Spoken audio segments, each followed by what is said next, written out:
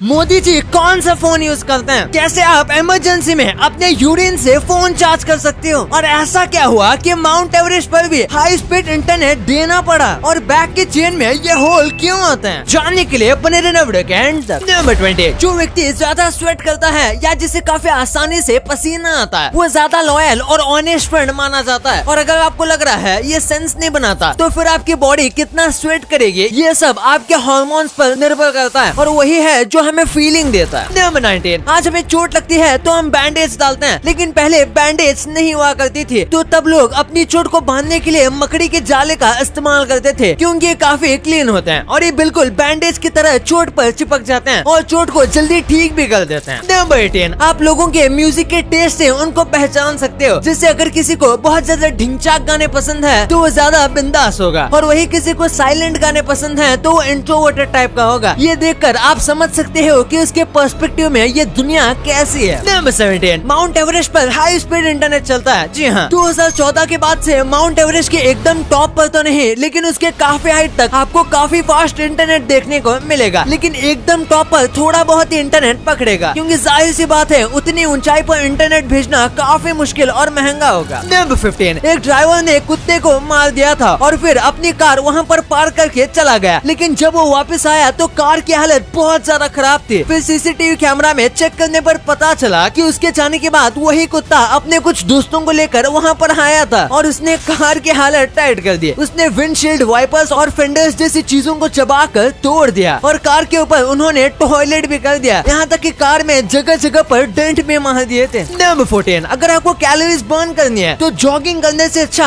आपको सीढ़ियाँ चढ़नी चाहिए क्योंकि सीढ़ियाँ चढ़ने से ज्यादा कैलोरीज बर्न होती हैं और ये जो मोशन होता है ये आपके बॉडी के लिए ज्यादा हेल्दी रहता है क्योंकि इसमें आपके घुटने और बैक पर भी प्रेशर आता है। नंबर 13, अगर कोई फ्लाइट में मर जाता है और उस फ्लाइट में आप भी हो तो आपको भी पता नहीं चलेगा कि कोई व्यक्ति मर चुका है क्योंकि अगर कैबिन क्रू को उसके बारे में पता चलेगा तो वो बिल्कुल शांत रहेंगे और इस व्यक्ति को वही बैठने देंगे और अगर उसके बाजू में कोई बैठा है तो ये उससे भी नहीं बताएंगे या फिर उसे शिफ्ट करके दूसरी सीट दे दी जाएगी, लेकिन इस बात को जितना हो सके उतना सीक्रेट रखा जाएगा क्योंकि इससे दूसरे लोग पैनिक में आ जाएंगे। नंबर 12, आपके यूरिन से फोन चार्ज हो सकता है। जी हाँ, ये देखिए यहाँ पर साइंटिस्ट यूरिन से फोन चार्ज कर रहे हैं। इन्होंने यूरिन में एक खास तरीके का केमिकल डाला है जिसकी वजह से इसके अंदर मौजूद एमिनो एसिड एनर्जी जनरेट करता है और उसकी मदद से फोन चार्ज होता है, लेकिन ये प्रोसेस नॉर्मल बिजली से भी ज्यादा महंगा है। नंबर 11, ये एक बहुत ही अमेजिंग चीज है। जैसे एक आदमी रेड कलर को देखता है वही एक औरत रेड कलर को अलग तरीके से देखती है। आदमी और औरत कलर को अलग अलग तरीके से देखते हैं। हमारी आंखें और दिमाग कलर के शेड्स को उतने अच्छे से समझ नहीं पाती जितना एक औरत का दिमाग समझ पाता है। जैसे कि हमारे लिए रेड बस रेड है लेकिन उनके लिए रेड काफी अलग शेड का होता है और इसी वजह से लड़कियों की कलर चॉइस हमसे ज्यादा अच्छी होती है। नंबर 10, फ्रांस में 14 साल के बच्चे भी कार चला सकते हैं, लेकिन जाहिर सी बात है ये नॉर्मल कार नहीं होती बल्कि VSP कार होती है जो कि काफी ज्यादा छोटी होती है और इसकी स्पीड भी एक तरीके से सेट होती है और ये ज्यादा स्पीड पर भी नहीं चल सकती है और इसी वजह से 14 साल के बच्चे भी इसे चला सकते हैं क्योंकि ओवरऑल ये ट्रांसपोर्टेशन के लिए बहुत अच्छी है। नंबर 9, अगर मैं आपसे कहूँ कि Windows 11 को डाउनलोड या खरीदे बिना ही आप उसे यूज कर सकते हो, जी हाँ ये सच है। अगर आप अपने पीसी पर Windows 11 blueedge.me पर जाओगे तो आपका पीसी ऑटोमेटिकली Windows 11 बन जाएगा और आप Windows 11 के सारे फीचर्स यूज कर सकते हो। जब तक आप इससे कनेक्टेड हो ये बिल्कुल Windows 11 की तरह काम करता है और ये काफी ज्यादा स्मूथ भी चलता है। बस फर्क ये है कि इसे चलाने के लिए आपको ऑल टाइम इंटरनेट से कनेक्ट रहना पड़ता है, लेकिन नॉर्मल विंडोज में ऐसा करने की जरूरत नहीं। नंबर 8, चाइना में रेड यानी कि लाल कार यूज करना पूरी तरीके से बैन है और ये पूरे चाइना में बैन नहीं है बल्कि बस शंघाई में बैन है। यहाँ पर आपको एक भी रेड कार नहीं दिखेगी, लेकिन ऐसा मैं नहीं बोल रहा हूँ बल्कि ऐसे रूमर्स फैले थे कि ऐसे लाल कार्स वहाँ पर बैन है, लेकिन ऐसा वहाँ पर कुछ भी नहीं है। नंबर 7, क्या आपको पता है ग्रेट वॉल ऑफ चाइना को बनाते वक्त 4 लाख से भी ज्यादा लोगों की जान चली गई थी और माना जाता है कि इन सब को वॉल के अंदर दफना दिया गया था, यानी कि इस वॉल में जितने पत्थर और सीमेंट का इस्तेमाल किया गया है उतना ही इस्तेमाल इंसानी कंकाल का भी किया गया है। हालांकि इसका पूरी तरीके से कोई प्रूफ नहीं है, लेकिन ऐसा ही माना जाता है क्योंकि इसे बहुत ज्यादा जल्दी बनाया गया था, इसलिए मरे हुए लोगों को दफनाने के लिए उनके पास वक्त नहीं था। नंबर 6, ये घोड़ों का एक कमाल का फैक्ट है। अगर घोड़े का एक ग्रुप है तो बाकी जानवरों की तरह सब घोड़े एक टाइम पर सोने नहीं जाते, बल्कि घोड़े बारी बारी से बस कुछ घंटों की ही नींद लेते हैं और जो घोड़े सोते नहीं वो पहरेदारी करते हैं। नंबर 5, कुछ साल पहले तक रशिया के 1/3 लोगों को यही लगता था कि आज भी जो सूरज है वो पृथ्वी के चक्कर लगाता है। वैसे तो इस देश के लोग ज्यादातर एजुकेटेड हैं, लेकिन फिर भी कुछ वक्त पहले यहाँ के कई लोग बैकवर्ड क्लास में आते थे या फिर उम्र में ज्यादा बड़े थे, जिसकी वजह से ज्यादा लोगों को यही लगता था कि सूरज हमारी पृथ्वी के चक्कर लगाता है। नंबर 4, हम हमारी दोनों आंखों से